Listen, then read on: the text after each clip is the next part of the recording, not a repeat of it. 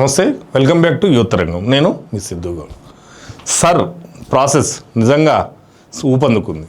Voter ప్రక్షాళన ఏదైతే ఉందో ఆ విధానం దూకుడుగా ముందుకు సాగుతుంది. ఓటర్ ప్రక్షాళన ఉన్నటువంటి సర్ ఫామ్స్ డిజిటలైజేషన్ ఏదైతే ఉందో అది స్పీడ్ అందుకుంది.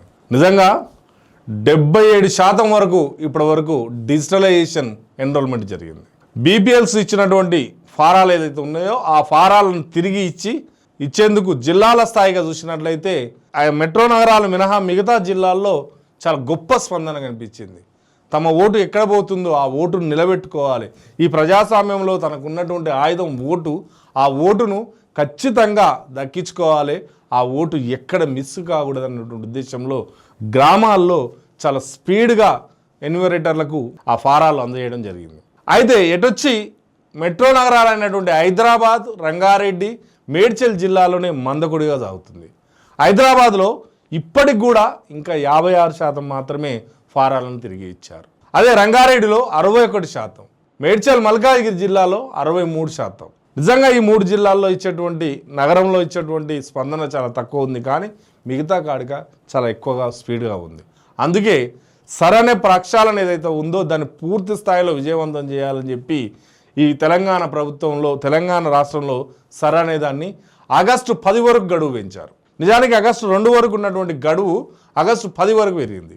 ఎందుకంటే ఎక్కడ కూడా ఓటు అనేది మిస్ కాకూడదు, ఎక్కడ కూడా నిజమైన ఓటరుకు అన్యాయం జరగదు, ఎక్కడ కూడా నిజమైన ఓటు అనేది గల్లంతు కాకూడదు.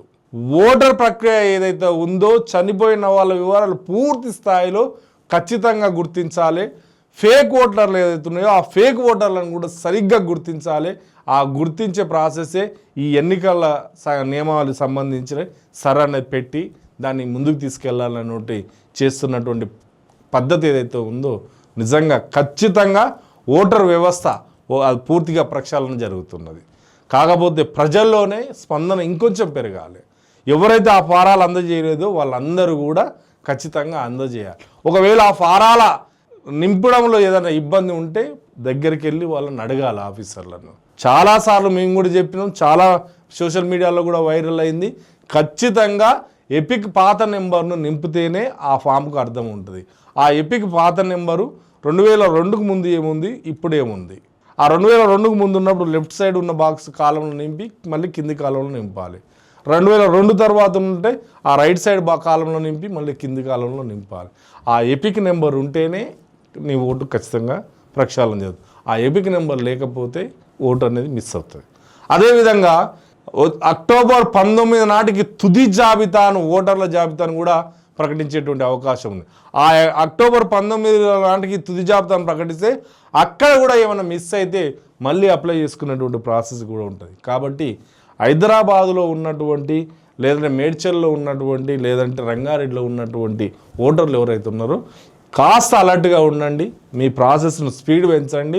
మీ ఫారాలు మీ ఇంట్లో ఉండడం భద్రం కాదు. మీ ఫారాలు ఎన్యూమరేటర్లకు తిరిగేయడమే భద్రం.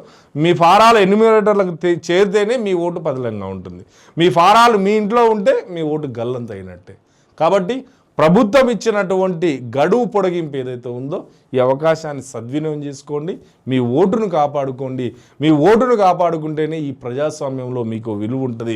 మీ ఓటును కాపాడుకుంటేనే ఈ ప్రజాస్వామ్యంలో మీ చేతిలో ఒక ఆయుధం ఉంటుంది. మీ ఓటును కాపాడుకుంటేనే ఈ ప్రజాస్వామ్యంలో మీకు ఇష్టమైనటువంటి నాయకుడిని ఎన్నుకోవడానికి అవకాశం ఉంది. కాబట్టి సర్ గడువు పొడిగింపు ఏదైతే ఉందో దీన్ని ఖచ్చితంగా సద్వినియోగం చేసుకుంటారని ఆశిస్తూ నమస్తే.